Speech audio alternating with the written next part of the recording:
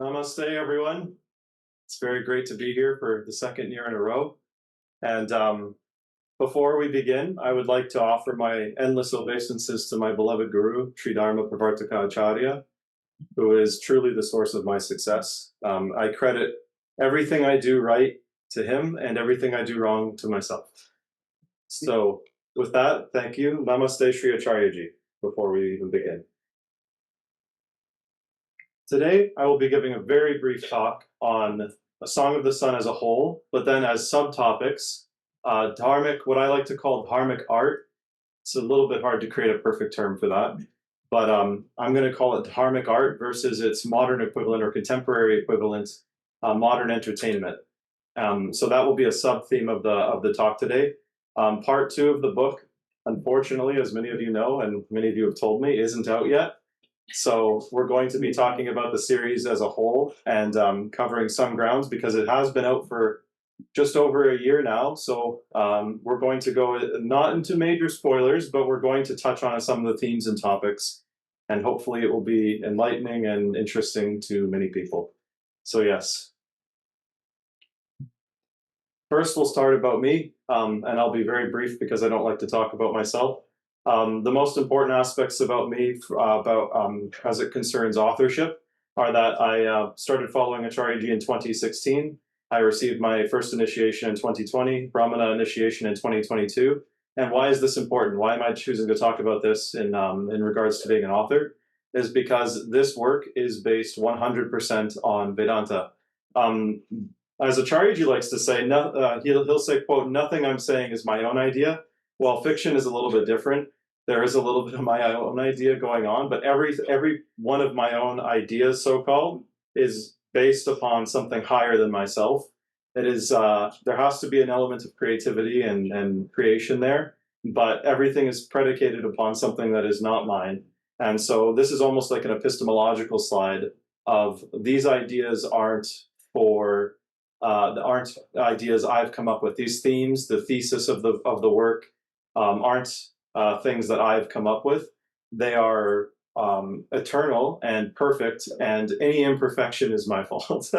But yes, so that is my background in terms of this book. So there's some new faces here this year. So I thought it would be a good time to start. What is Song of the Sun? Because some people weren't here last year and they didn't see this. So we're going to go over a little bit of just recap.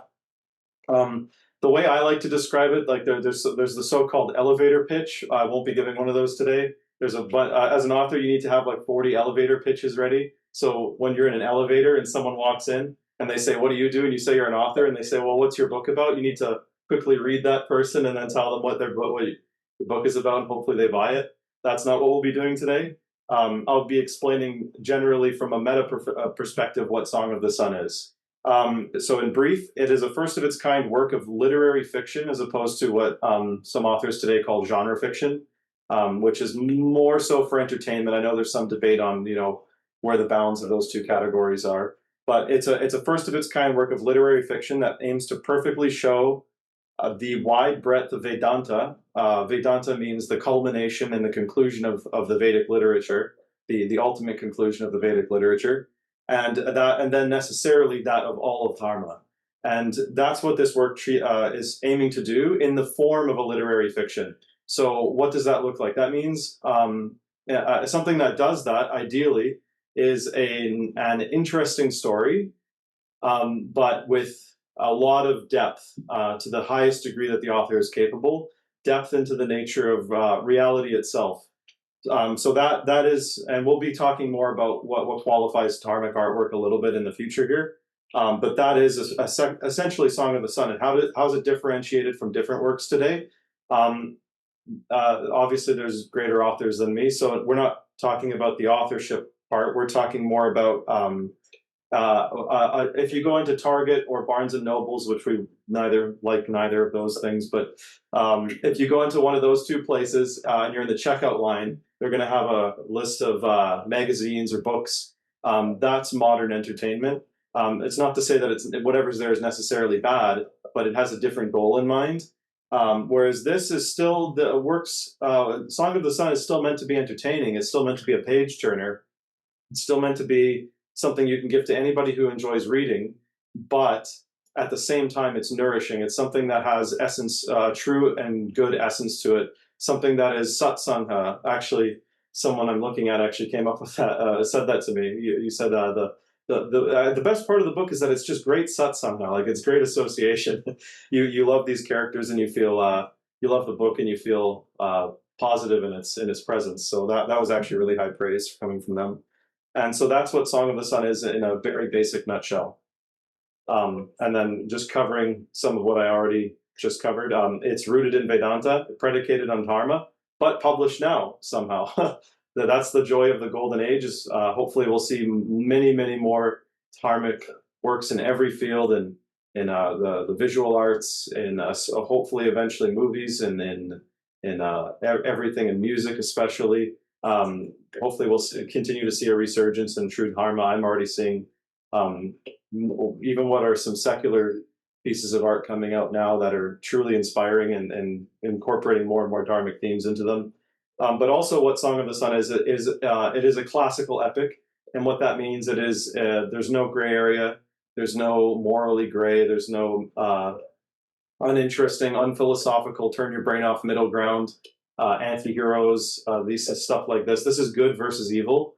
There is a there is a lot of nuance, but it is good versus evil, like similar to the great works in the last 100 years. Lord of the Rings is being I believe the greatest of them, but there's lots of examples.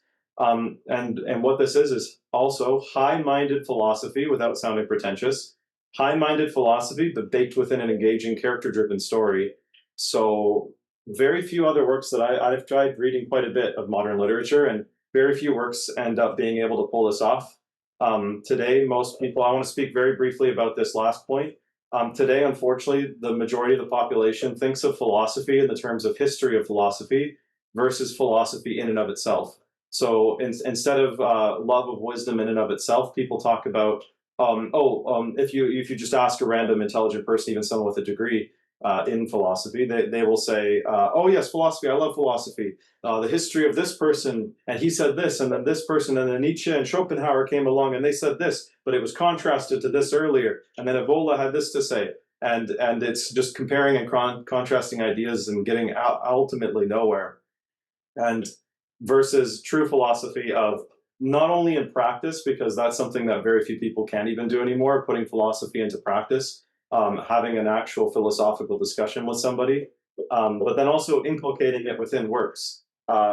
This is one reason why I love Wagner and other great composers will say, is that they somehow even put such things into music, which is amazing, without philosophical dialogue even between the characters. Like if you, Parsifal is a great example. I guess the ring cycles as well. There's a story, and it is an ancient story in the case of Parsifal and the ring cycles, but there's philosophy and dharma within the story without even dialogue taking place on a philosophical ground. But we'll leave that topic for now.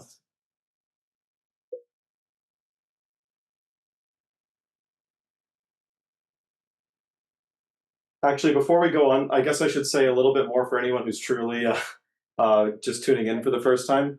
Song of the Sun on a more practical level is set in the distant future. So it is set after this 10,000 year golden age that we're about to experience, when things are starting to get really dark again. And so because of that, even though it's a future, it's a clean slate to work with. But the future of Song of the Sun is very close to the day and age we are in now, even though there's some technological differences. It mirrors our day and age and our circumstance very closely, which I find is important, because a lot of people love seeing themselves in stories. They love attaching themselves to characters, and it becomes, the question is, who would I be in Lord of the Rings is actually a really good question, because Lord of the Rings is a great work of fiction. Lord of the Rings is happening right now. Who you are in Lord of the Rings is what you're choosing to do right at this moment. And hopefully Song of the Sun portrays the same message to the reader of, you are in this book, and this book is happening right now, and your role in the book is what you're choosing to do right now. So I thought I would mention that as well. So next we're going to go on to the lessons and themes from Song of the Sun, particularly focusing on the characters. So some brief history at the beginning of the book. Very, very early on, first chapter, you encounter, right at the end of the first chapter, you encounter two characters. They're both priests, ancient priests, who come from they're still within the world, they're still within human bodies, but they are not of the world. They come from a deep within a forest, a monastery, a forest ashrama, and they have very little to do with the world. They have studied the world from an external perspective, but they have not they have not lived in what, when the book is called contemporary society, what today we would call modernity, they have not lived within modernity. So they've experienced modernity externally, but they've never lived within it. And they have no interest to, but their teacher tells them of the sufferings of the world and gives them a mission to go into it for a very high-minded purpose, effectively to save the world. But in the book, it's not in a direct way. There's other steps involved. But so that's the story. That's how it starts. It follows these two priests and their entry into modernity. And at the beginning, there clashes with modernity because, like I said, they've studied modernity, they understand modernity, they know what a car is, they know what a phone is, they know all of these things, but they've never truly lived and experienced it. They've never actually had to interact with people in modernity. And so that's the beginning part of the story, is their integration into modernity, their learning of modernity, and then how to couple that with their mission. So those are the two main characters. Their names are Rudolf and Alaric, but especially Rudolf is considered the main character, especially for book one. But then there's other characters as well. So we'll go into them now and their themes. So the first one I'd like to talk about is a person named Ethan Becker. He has a very tragic backstory.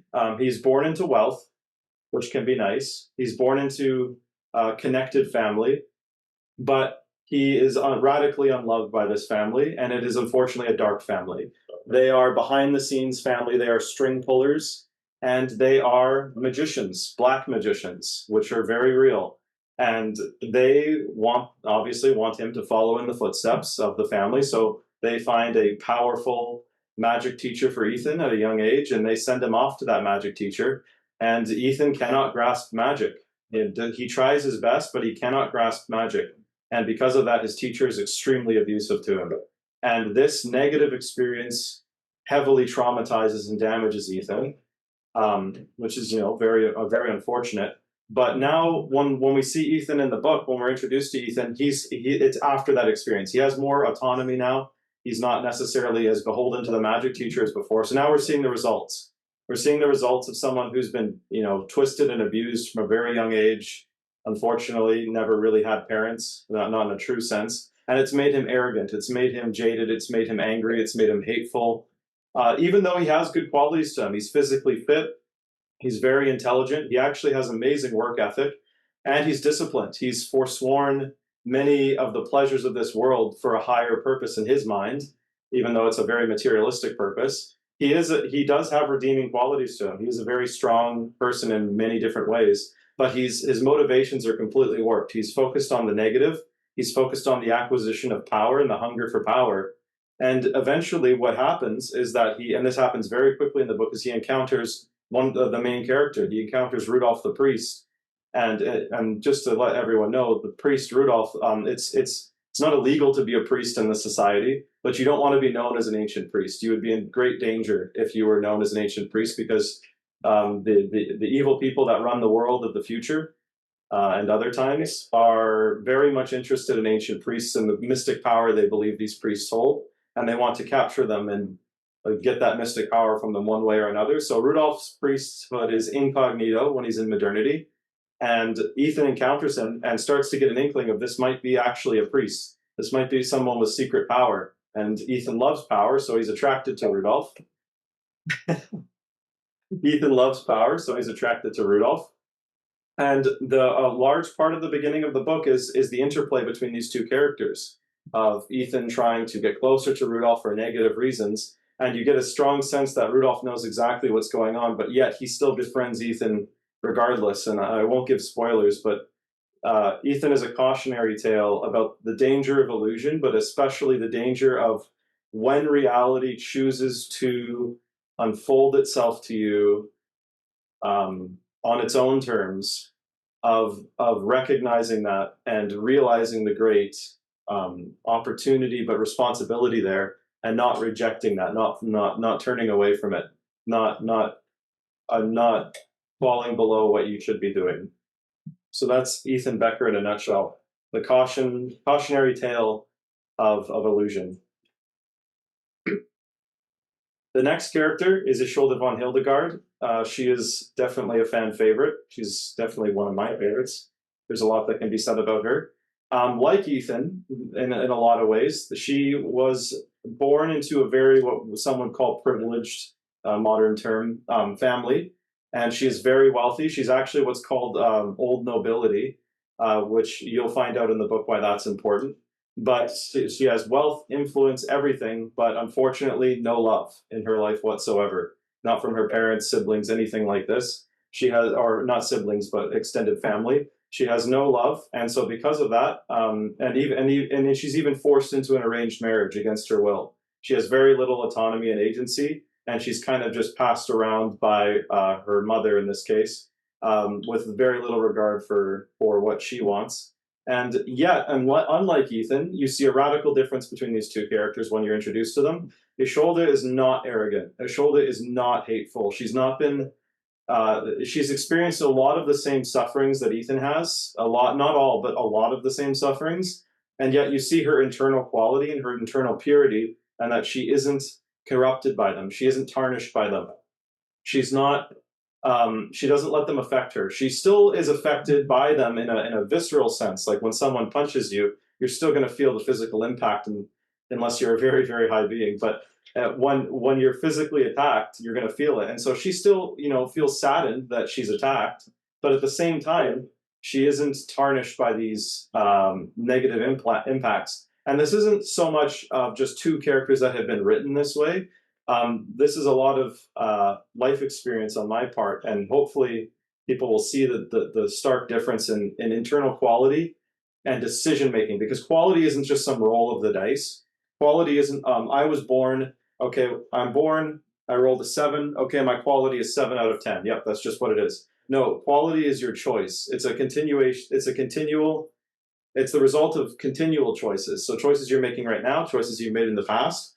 But when you start giving up, when you start surrendering to modernity in this case, but surrendering to circumstance, surrendering to illusion ultimately, that's when you're intentionally choosing to not cultivate quality, but cultivate its opposite. So in the case of Isolde, she doesn't let circumstance destroy her. She always rises to meet the challenge, even if it's hard, even if she's not physically qualified. Let's say, like using the boxing analogy, you're an amazing boxer, but you're put in the ring with someone who just outclasses you. Well, does that mean you just give up? You just roll over? You just fall down? No, you still try. You still get in the ring thinking, I don't care how qualified this person supposedly is. I'm going to win regardless. And if I get knocked out, at least I tried my best. So that's Isolde in a nutshell. And the lessons of Isolde and the themes of Isolde are the beauty of love and loyalty, but especially the fact that she never lets negative instances turn her bitter, hateful, or irascible. The next character is different from the first two. His name is Hartwin Rhein, and he starts out very normal, for lack of a better term. He is not normal. He is special because he's a main character, but he comes from fairly what we would call today rural background. He's a very down-to-earth person, a very loving person, a very caring person, very upright, tries to speak properly, tries to sit properly, tries to do the right thing. Very, very internally driven to do the right thing, feels a strong calling to give of himself for others without explanation. That's his innocence. He doesn't need explanation. He doesn't need promise of reward. He doesn't need any of these things. He just feels internally called to do this right thing. And so he decides, I'm going to leave the farm and I'm going to join a military academy because I believe this is the way to move up in the world. That's what he thinks. And when he does this, he encounters modernity, much like the two priests did, but he is captured by modernity to a large degree, but not just any type of modernity. Hartwin does not fall into drugs. He does not fall into any kind of vices like this. He does not fall into any lustful vices. He falls specifically into what's called enokia within the world of Song of the Sun. But to just kind of say what the modern equivalent of it is, it's virtual reality, but video games in particular. He falls into video games, and the further he falls into video games, the more materially satisfied he becomes to a degree, but also he loses all of his drive, all of his motivation, all of his desire to do all of the things he set out to do. He cuts back on going to the gym. He becomes weaker. His eating habits become worse. His study habits become worse. His grades start slipping. And all the while he's tortured thinking, why is this happening? He's sitting in one scene in the library and he's reading the same paragraph over and over again. And he reads the words on the page, these are the words, but he can't understand the words, even though he understands, this is, I like this topic. He even likes the topic that he's reading, but he can't comprehend it. And he realizes, why is it the case that I can't force myself to do the things that I know I want to do for good reasons? Why can't I force myself to do the practices that I need to do? And ultimately, he realizes to a small degree, but when he meets Rudolph finally convinces him and helps him realize to the fullest degree that the problem is his addiction to virtual reality, to video games, his addiction to more than video games, to illusion, to illusory pleasures. And that is deeply, deeply explored within the first part of this book about why that is so powerful today, why the addiction to fantasy is so powerful today. So at first, Hartwin, when Rudolph finally has him realize that, very politely, your problem might be video games, that might be the problem, and this is why it might be the problem. Hartwin rejects this. He doesn't like the idea that he's going to lose his leisure time activity. He's very satisfied with video games. He doesn't want to lose them. He thinks he can do both. He thinks he can be effectively a yogi warrior, but at the same time still, have weekends off kind of deal. Like he can be a warrior during the week, but then on weekends he just gets to just have some time off, and he can be undisciplined, and that's okay. So getting into a little bit of spoilers here, Hartwin, what makes him special is he does the seemingly impossible. He realizes the truth, and then he forces himself to change, which is a Herculean task, actually. I know that. It is a Herculean task to realize philosophically the truth and then change your actions in accordance with that truth.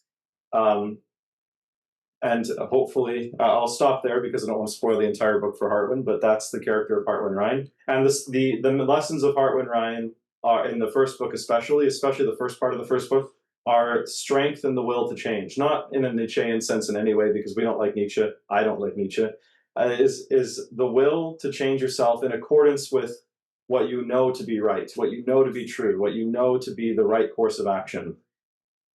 The next character is a fan favorite, but for all of the wrong reasons. It's Zoe Freidottir, and she is a lesson in the dangers of self-importance, many things, but she is the lesson in the dangers of self-importance and the rejection of reality. I always feel like I'm being mean to Zoe when I talk about her, but there's no other way to do it, so as it is. Effectively, imagine somebody who fancies himself the center of all reality, but almost intelligently so, not in a demonic intelligence, but in a self-trickery intelligence sort of way, where, somebody who, if you met them and you asked them, are you the center of reality? No, of course not. I'm just a humble person. I'm not the center of reality. But then when you look at their actions, they act as if they're the center of reality. Whenever they run into a situation where every authority around them is telling them, no, unfortunately, you are mistaken. Here's the error you've made. This is why you are mistaken. No, I don't like that. My feelings say the opposite. So all of you must be wrong and my feelings must be correct. That, unfortunately, is Zoe. And her character is a fascinating case study in that. I remember I was reading one scene to Acharyaji one time about Zoe and someone else, actually. And he stopped me halfway through the scene and chuckled a little bit and said something to the effect of, your ability to write annoying characters is incredible. Because unfortunately, Zoe and some other characters we'll meet later are very believably annoying. And this brings me to a subsection of this theme of not strawmanning the opposition. in this book, Song of the Sun, we do not strawman anybody. We take our philosophical opposition, so-called, it's kind of anti-philosophy, but we take our philosophical opposition, left-hand path and other related fields, and we present their arguments better than they could. You could take a group of 10 best left-hand path people in the world today. There'd be a lot that I'd like to do to that room. But you could take 10 of them and you could ask them, okay, what is the culmination of your wisdom, so-called? And our description of it in Song of the Sun would probably be better, and they would probably, if they're being honest, admit that it would be a better rendition of their philosophy, so-called, than their own philosophical claims. We don't believe in strawmanning people. So in the case of Zoe Freidottir and other annoying characters, they are described giving them the best possible light, in the sense of, we're not creating straw men to tear down. We're not creating fake ideas just to destroy them. We're creating the strongest set of ideas for these different themes, and we are going to attack them fairly. We're going to show everybody, including the people, the adherents of these things. I know another thing Acharya said when we were looking at certain themes, when we're looking even at negative themes that we disagree with, people, adherents of those themes, will read those passages and they'll say, yes, I agree with this person. What's the problem? I'm in 100% agreement. What they said is true. That is the case. So that's Zoe, but also all of the negative themes within Song of the Sun, all of the adharmic themes that are shown so that they can be shown and philosophically shown to be incorrect. That is the adharmic themes of Song of the Sun, in the sense of bringing them to dharma from adharma. But in conclusion with Zoe, it's the dangers of self-importance. And in practice, that means letting your emotions make the decisions for you and tricking yourself into thinking that that's the right way to do. So another way of saying it is, it's the perfect demonic mentality. Demonic in the lower kind of stupid demonic idea of power without responsibility. Of, I want to be the king or the queen, I want to be the center of all reality, but I want none of the responsibility even remotely that comes with that. So I want to hold everyone else to the perfect standards of treating me, but when it comes to me treating others, no standards should apply to me. It should be whatever I feel should be the standards. I am my own standard of truth. That is Zoe Freidottir. And those are the four major characters that I wanted to discuss, because they're very important in the beginning part of the book. So we're going to change tacks a little bit here, and we're going to talk about the creative process, because I get a lot of questions about that. And we will have, hopefully, some time for questions and answers at the end of it. So I'll try to leave time for that. The creative process, I often get the question, what was the inspiration? And then what was the method you used to follow that inspiration through? And one way I'd like to describe it to people is I kind of turn the question back, and I can't remember who I first talked to this about. Maybe they can tell me. But I asked, have you ever dreamt about doing something big or important? And, have you ever hoped that you would accomplish something big and important? A lot of us have that aspiration. It's a healthy aspiration for the right reasons. And then that begs the question, well, what are the right reasons? What are the right reasons to have these aspirations? And my answer to that, which I believe is the answer to that, is to please Krishna, to please the Absolute. And my explanation for why that's the correct explanation is because, Srila Prabhupada, Srila Acharya have talked about this, the Vedas have talked about this a lot. When you water the root, everything else is taken care of. So if we focus our attention on pleasing Krishna, if we focus our actions on pleasing Krishna, everything else is naturally taken care of.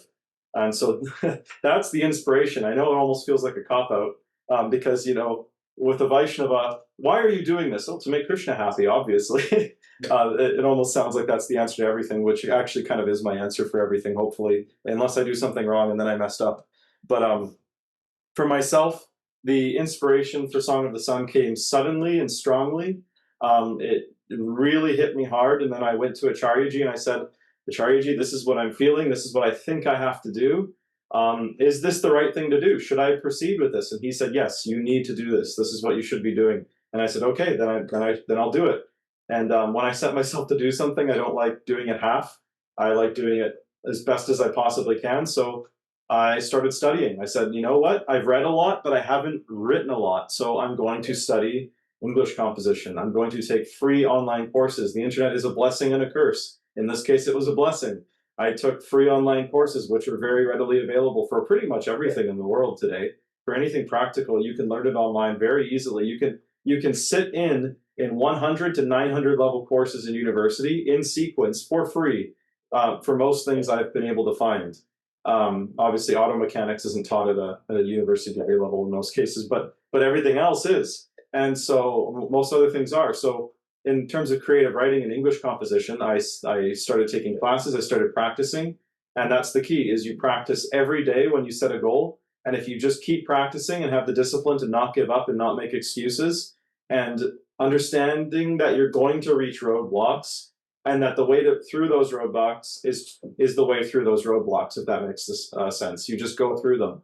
You get up. Oh, today I have writer's block. It's actually not something I've suffered from, but today I have writer's block.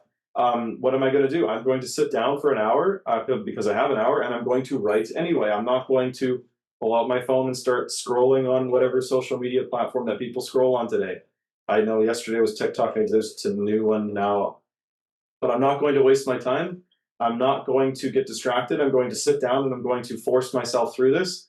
And if it's something that I'm meant to be doing, if it's something, obviously the Vedas caution against doing jobs that aren't ours. If deep down we know we are not a musician and we force ourselves to learn violin, we're probably going to be miserable learning violin, and there's never going to be a time when that changes. But if we do love violin, it hopefully becomes sweet at a certain point. There's a sweetness to the practice. So that's very true with our sadhana, and with writing, it's also very true. I guess the final thing I'll say about the creative process is something that also applies to our sadhana, that if great success was easy, it would also simultaneously be meaningless. So expect a challenge when you do something meaningful, and be thankful for the challenge of that process, because it adds meaning to that process. And we'll move on to the next topic now. And that's what I was going to talk about at the beginning. Just going to quickly check the time. Okay, we're doing great. We're going to talk about Dharmic art versus its opposite, modern entertainment. Dharmic art, I liked this analogy. Like most analogies, it's not exactly perfect, but it's a great analogy, I think. Dharmic art is what artisanal healthy foods is what modern entertainment is to fast foods filled with chemicals, filled with artificial dyes, filled with poisons that are not proven to cause cancer. And that is the best analogy, I think, because when you consume dharmic art, when you watch Lord of the Rings, if you are a sattvic person or someone who wants to be purely sattvic, it is a nourishment to you. It feels uplifting. It feels inspirational. It makes you want to do good things. It gives you that positive satsangha. It gives you those inspirational role models that are unfortunately lacking in society today, or very rare in society today, I'll say. It leaves you feeling better than you were before you watched it. As long as you're not dodging duties to watch it, then maybe you won't feel as good. But for selfless purposes, this isn't a materialistic trade. It's not like I'm going to watch Lord of the Rings and then I'll make $600,000 at my job because I'll be inspired, and then I can finally buy that Bugatti, and that's why I'm watching Lord of the Rings. No, we want to be like Hartwin Rhein. Ideally, we want to have positive aspirations in the world for selfless ends. And then conversely, obviously, modern entertainment is the opposite. When we watch it, we feel worse. It's like, I imagine what scrolling for 6 hours on TikTok would feel like. Well, thank God I've never done that. But it's like what that would feel. Imagine you're just laying in bed for 6 hours, scrolling on TikTok when you know you should be doing other things. After 6 hours of that, when you finally get out of bed, imagine the type of person that would get out of bed after 6 hours and feel, wow, I feel wonderful now. I'm ready to take on the world after that. What I really needed was 6 hours of TikTok. No, I don't think such a person could exist, but maybe I'm wrong.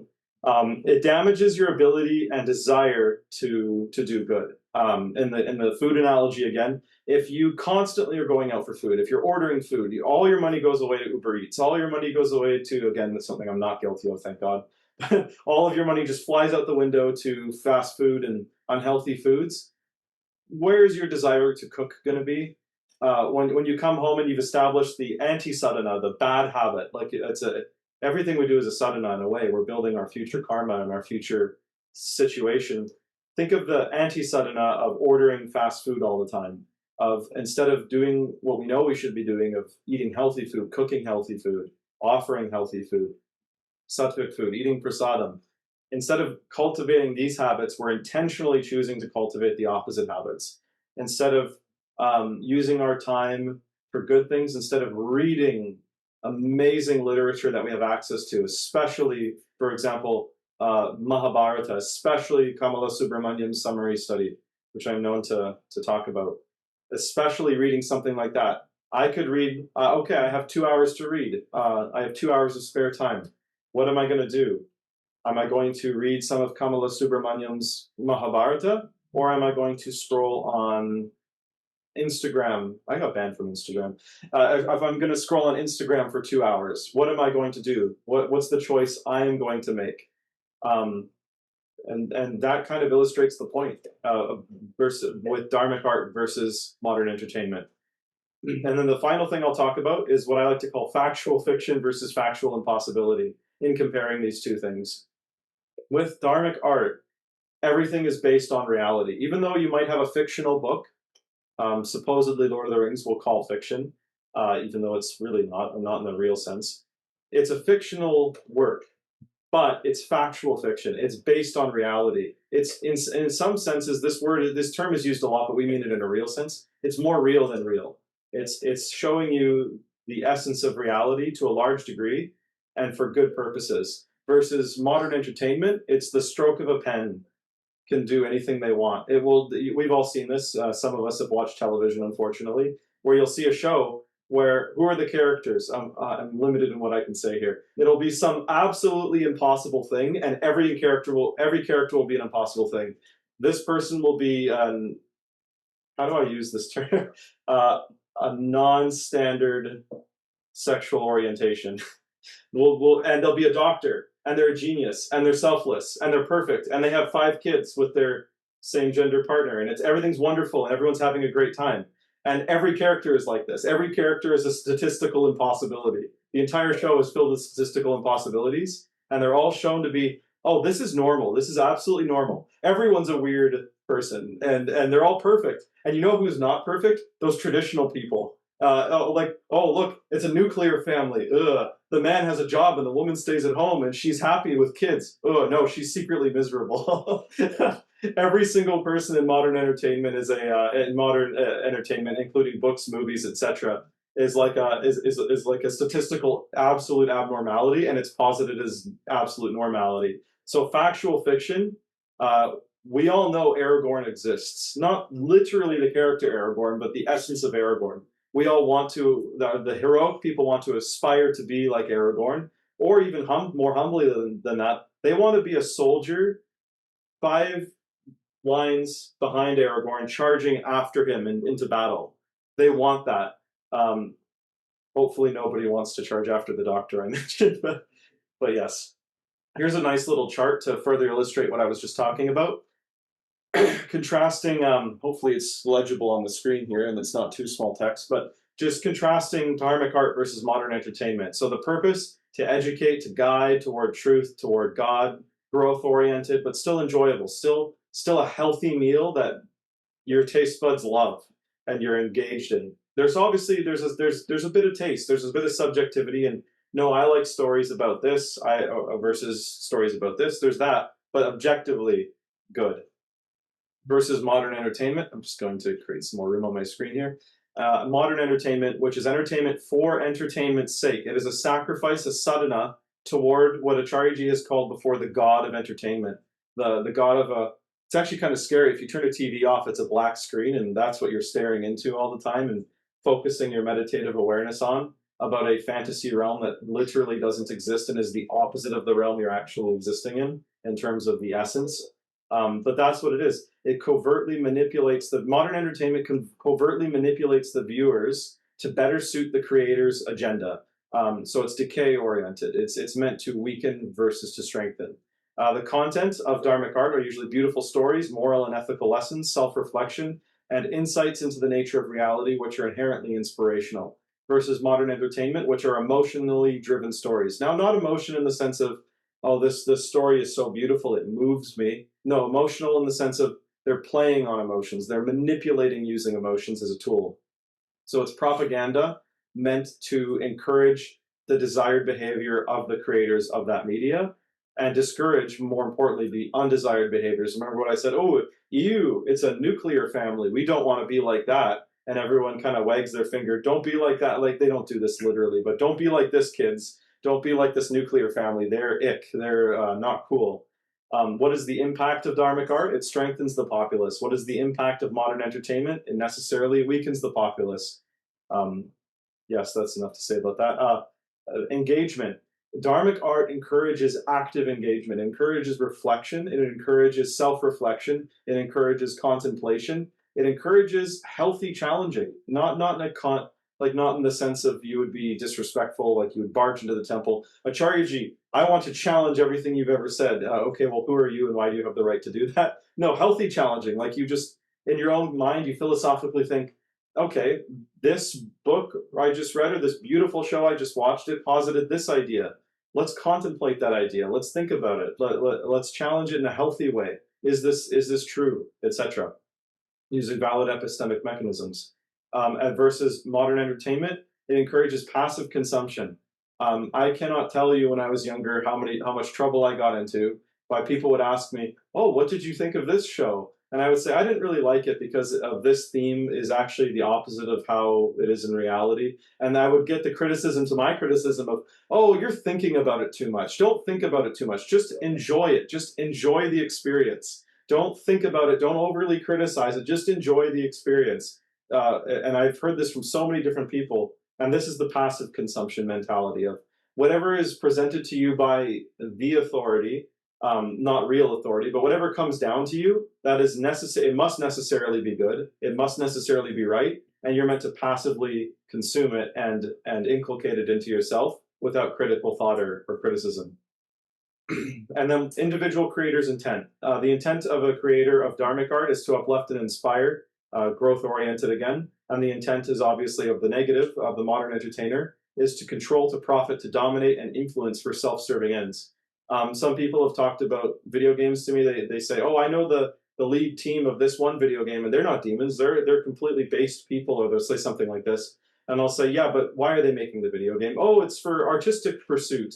Yeah, yes, it's purely for artistic pursuit, and they just need to make money to support the project and feed their family. Oh, it's still profiting. It's as another slight aside, to be a little bit blunt, if whatever you just said is justification for something, if the same could be applied to heroin, it's probably not a good explanation.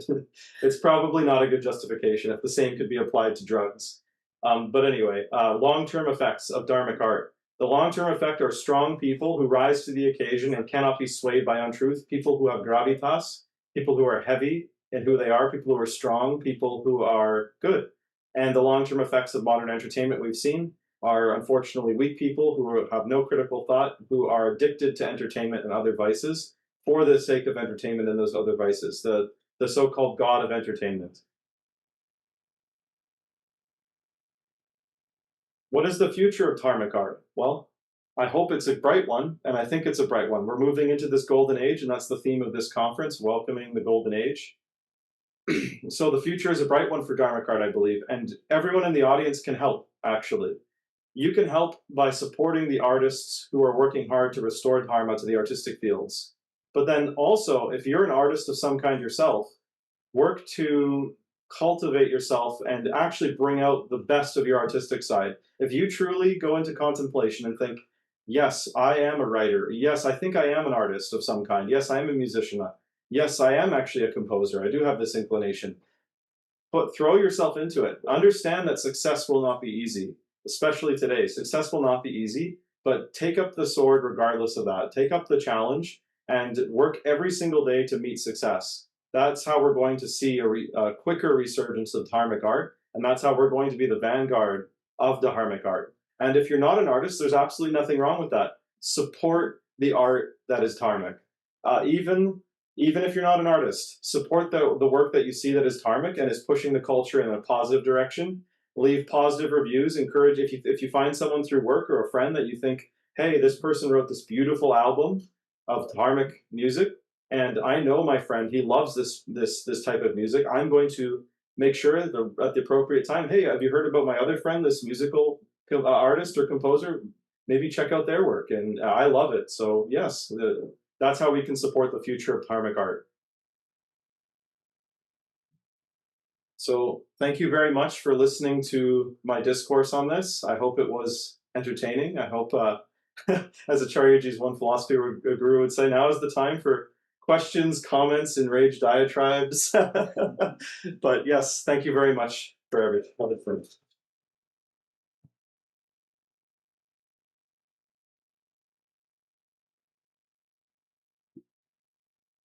But do we actually have time for questions? Okay, excellent. Yep. And then just really quickly, if any interesting questions pop up in the chat there, just feel free to put your hand up and read them by proxy. Keshava. Yes, very good presentation, by the way. Thank you. So, being that I'm a very visual and auditory person rather than text, I find it difficult to kind of picture the differences in personality between some of the characters, particularly the two brahmanas of the story. Yep. So how do you? I'm only a third of the way in the book. So how, when there are two characters who are so closely aligned philosophically and spiritually, how do you differentiate their characters when dealing with them on just a text base? Fantastic question. I'm going to springboard off of that into an actual deeper topic that some of us were talking about yesterday, about when we've all encountered these people who want to be, well, they want to be individuals. And so they do things that they think brings out their individuality, but actually turns them into carbon copies of everyone else. So, what's a non-offensive example? Like, oh, I'm gonna externally dress myself weird intentionally. I'm gonna get weird piercings and weird body modifications. And then in so doing, you accidentally become like all the other people that do that because it's shallow. When it comes to more impactful people, like the two brahmanas in this case, all of those externalities have been leveled. They're in agreement in philosophy, and they're in agreement in all of these other things. So what's left? All of these other categories are now the same. They're exactly the same in them. And you're right, they are. They have no differences in philosophy and on the important topics. They're in agreement of the philosophy.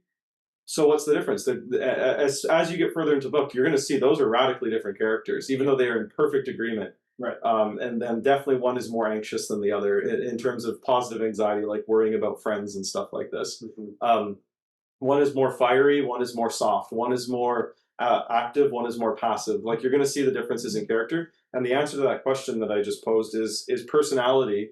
True personality is what remains when you remove everything else, all of the external egoic influences. So actually, the most interesting people are the people with the least ego, because you're going to see the least external manifestations of ego, which makes them uninteresting to me and other people, because it's the same as everyone else. We all know what egoic manifestations look like. We find them rather uninteresting, and thus, if people become uninteresting like that. But when it comes to those two characters, and I guess your question is, how do I write them differently? Or how do I, as a visual, sound person, how do I, being that I'm only a third of the way to the book, so keep reading, I guess, is the part of the answer. Yeah, to a degree. You'll see, especially Adalric and Rudolph is who you're talking about. Yeah. You'll see. You'll see. I don't want to just give away the answer to you, but yeah, of course. But you'll see Rudolph. They're radically different characters in the sense that Adalric is definitely the softer of the two.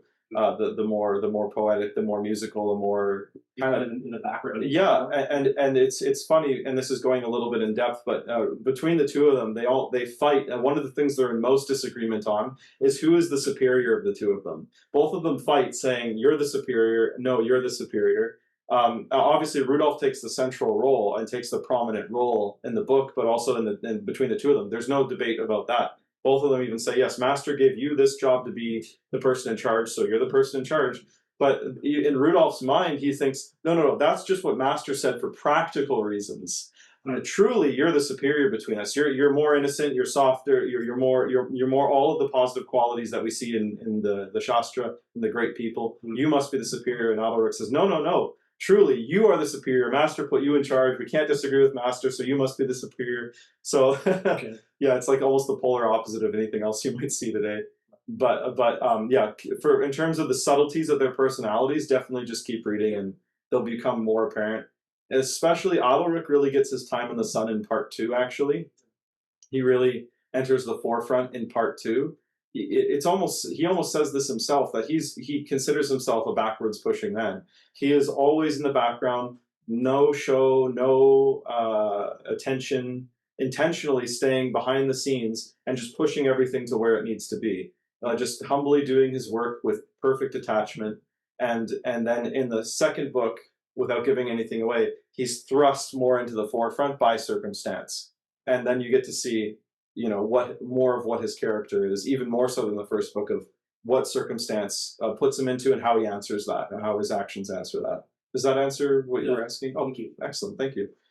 I think Tulasi put her hand up first. These are going to be both good questions, so it's tough. Why did you sit for practicing? Did you feel like you had the feedback that you wanted, or did you need to have much feedback? Like from other people? Yeah, and how did you get it?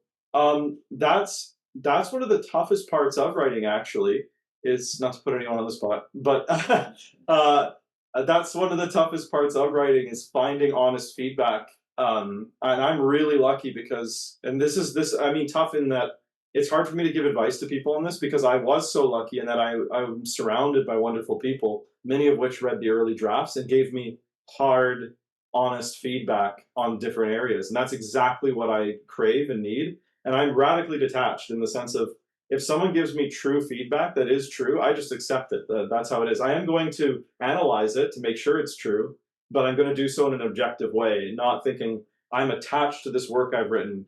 It must be good. It must be perfect. If anyone disparages it in any way, I'm personally hurt by it. So I loved feedback. Like, you might have to remind me to make sure I'm getting all aspects of your question, but I got feedback early, and it was extremely helpful in streamlining the writing process and finding out what people like me focusing on versus areas that would be less appealing to a more general audience and stuff like this. So yes, 2 people in particular I'll throw out. There's Luca on the Discord, Hamza, and Vidyarupa, actually, were 2 amazing feedback people who were able to, that just come to mind. There was lots of feedback that I got with that was amazing, but that were able to give me like really, really depthful, insightful feedback into areas where I was struggling. And as soon as they gave it to me, it was like, bam, click, done. I understand where the issue was now, and then I just completely fixed it. And yeah, so I crave feedback like that. Did I answer every part of your question? You didn't feel like you had to go see a professor, like No. Because it's someone that had good taste in what they're saying. Yeah, that was the problem, is because if you're trying to make dharmic work, if I took my work to some normal, professor, even like of a high level English composition or anything like that, they could give me feedback on the minutiae, and I'd still have to like sort through it to make sure, is this correct? Like Acharya knows, I was testing one thing. There's some professors out there that say, oh, make sure you strip every unnecessary article out of your work. And I'm like, that doesn't sound right.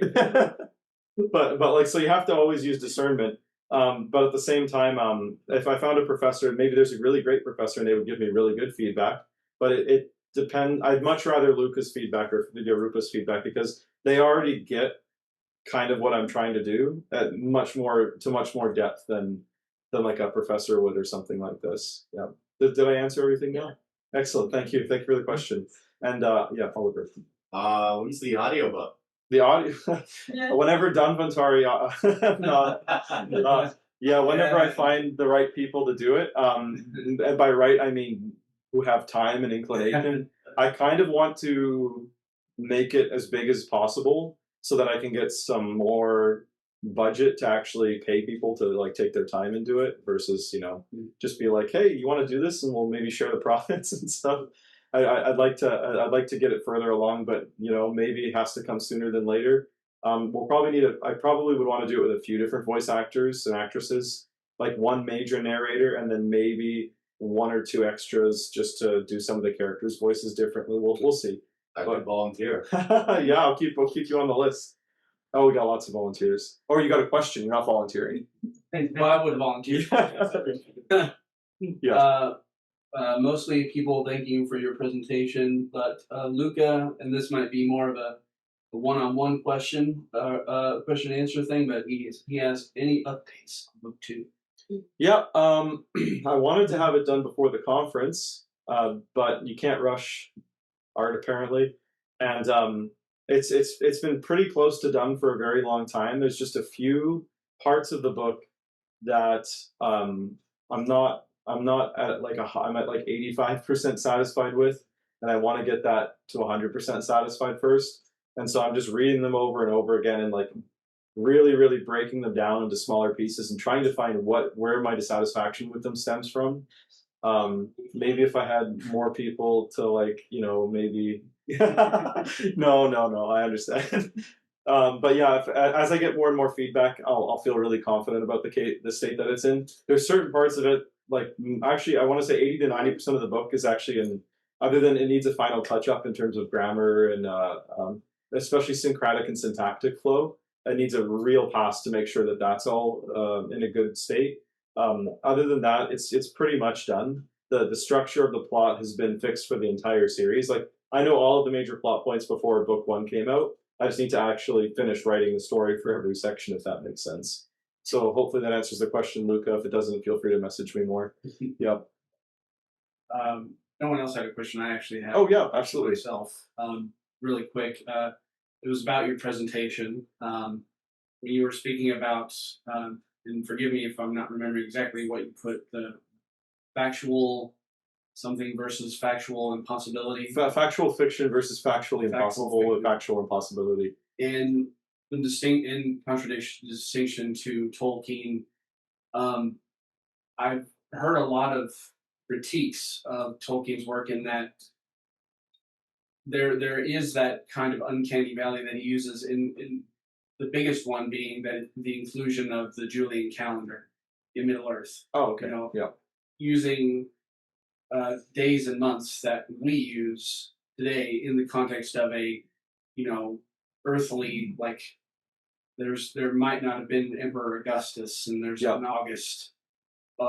Maybe they use Tuesday and Wednesday, Tuesday and Odin's Day, but is there a mention of a Tyr and Odin in the meta of Middle Earth? So what I'm curious about is that something that is when you're trying to do epic fiction in that fantasy setting of using that distinction that you talked about in your presentation, is that something that you think only someone of Tolkien's caliber could get away with, or is that something that we should actually do more of? Yeah, fantastic question. I think about this a lot. In the case of Tolkien, I just put him above me, so I'm not really willing to criticize him. I'm willing to write apologetics for him, not like mea culpas, but I'm willing to defend him. In the case of in my book, for example, the language spoken in my book is called Prakrit. Like that's the language everyone's speaking, but it's written in English. And that kind of gives me a pass on the minutiae of the words chosen.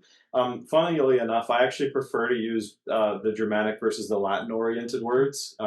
They're not to disparage Latin, especially not to disparage French. There's some beautiful French words in comparison to English.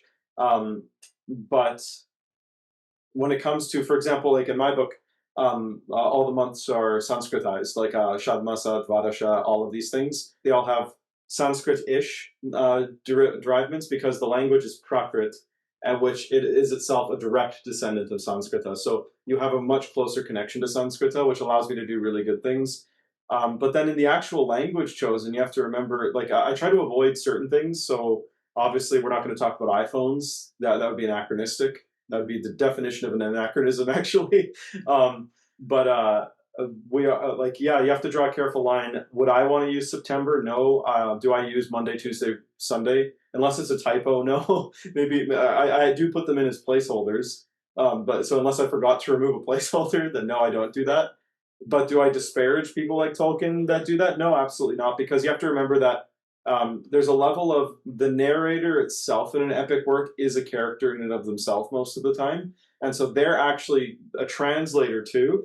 So the narrator of Song of the Sun is a character, is a person, and they're translating what happens in Song of the Sun into our language and our method of understanding.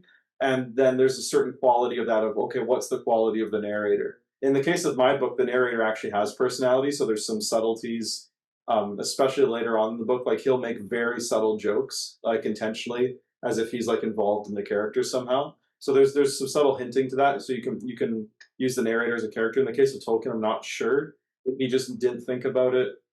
Would the quality be improved if he did?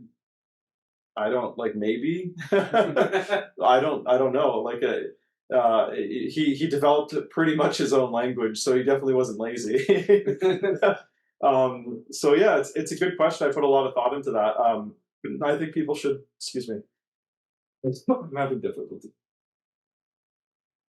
I think people should just do their best.